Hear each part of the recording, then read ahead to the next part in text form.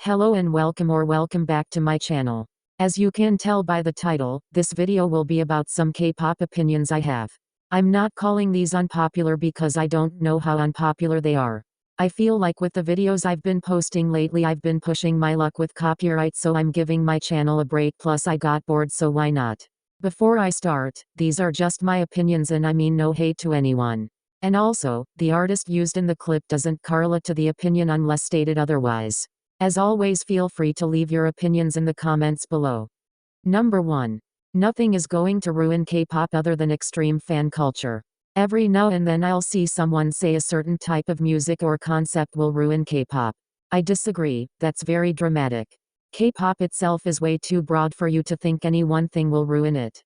To me, the obsession with wanting to break records, harassing people for not streaming and voting, calling people slurs and sending them death threats because you disagree with them, starting and continuing unnecessary hate trains, the list goes on forever, makes K-pop not enjoyable for both the idols and the fans. Number 2. YG is not restricting Blackpink from interacting with fans, they just don't want to.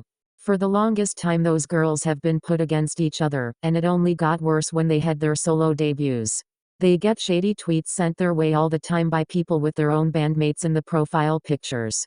They definitely see those things, so, can you really blame them for not wanting to be on the internet to interact as much? Number 3. 17 is not getting worse, they're getting better. Ever since Hot came out, people swear that song is the downfall of their good music. One song you don't like out of all they've released for the past 7 years is not a downfall. For 17 to still be able to come out with something new and refreshing and to still have their same energy really shows a lot, especially when groups their age are fading into the background or just disbanding. They're in a good place as artists, let's not discredit them on that. Number 4. izone needed to disband. I'm not saying this to be hateful, they are my alt-girl group. After seeing what all of them have done after their disbandment, I don't hate that it happened. We now see sides of them we barely saw before and also see them in different concepts, and it's so fun to watch. For example, Haewon can really show her beautiful vocals now. Hitomi and Nako are now the centers of their respective groups. Yujin and Wonyoung's dancing and stage presence have improved, and so on and so forth. Of course I miss them, I always will, but I really enjoy seeing all that they do with their talents now that they've decided who they wanna be as artists. Number 5. gi-dle's hate train is performative. I honestly thought it died down a bit, but Tomboy released and Soyeon had one bad rap verse and suddenly it was back. It's obvious that this hate is for no real reason, the talking points against them always make no sense or are full of hypocrisy. Let me just say this, gi-dle nor Soyeon will be the big villains in K-pop that you want them to be. They're talented and beautiful with great concepts and great songs, their growth is definitely organic, and their popularity is real. Literally nobody, and especially not a Twitter user, has the authority to take that away from them. Number 6. Chaeryeong is the closest to being itzy's ace. I see a lot of people saying Ryujin would be their ace, and I love her, but I disagree. This isn't me trying to put them against each other, it's just what I think. In order to be an ace, it would mean someone is especially good in all areas. Ryujin is especially good at dancing and performing with a lot of charisma, but I don't think she's especially good at singing or rapping. Chaeryeong is closer to it than anyone else in the group. Her singing is beautiful, no one can deny that. She's a great dancer, to me the best in itzy. And seeing how well she rapped in 16 for example, if given more chances to rap in itzy songs, she'd kill it. Number 7. Lisa should sing more than she raps. Personally I don't care for her raps. I just don't like how the way she talks and the way she raps are two completely different things, like she's putting on a voice to rap. To me, Lisa is doing this when she doesn't need to. Her singing voice is a beautiful alto voice that should be used more. Number 8. Stray Kids should utilize IN's vocals more in their title tracks. I feel like he has an amazing voice and we hear his best moments in their B-sides. I know the same could be said about the other members in their respective parts, I just feel like his voice is way too pretty to be savored mostly for B-sides. For example, Maniac didn't do him justice, but the B-side, Waiting for Us, did. Stray Kids, let that bitch belt it out in a title track please. Number 9. Everglow and oneus have some of the best songs in the fourth generation. Everglow gets so much hate for their music and it makes no sense to me. Oneus is just too underrated for my liking.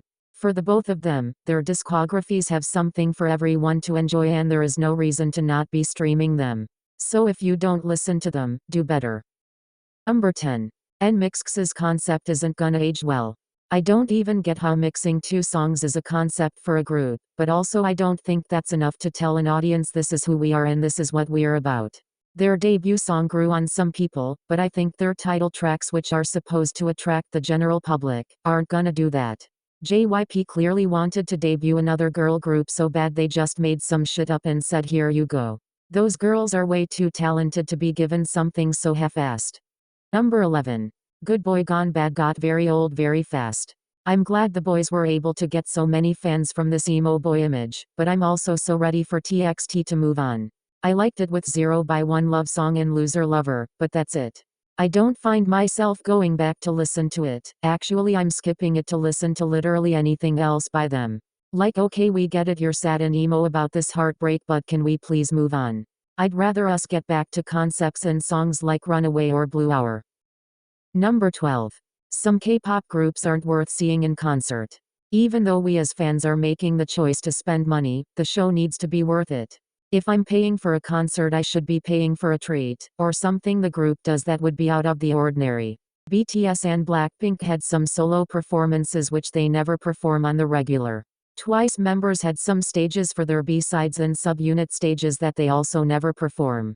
izone performed unreleased songs, K-pop covers and English covers. Loona members have subunits and promoted them at one point, so at their concert, they switched units. 17 and Stray Kids took one of their unit songs, and made a version for the whole group. That's something worth paying for. Why should I pay to see a bunch of remakes of show music core stages I watched on my phone just months ago? To me that's BS.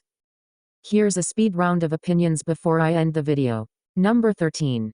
Itzy's B-sides are very hit or miss. The one Japanese B-side they have low-key outdid a lot of their other B-sides. Number 14.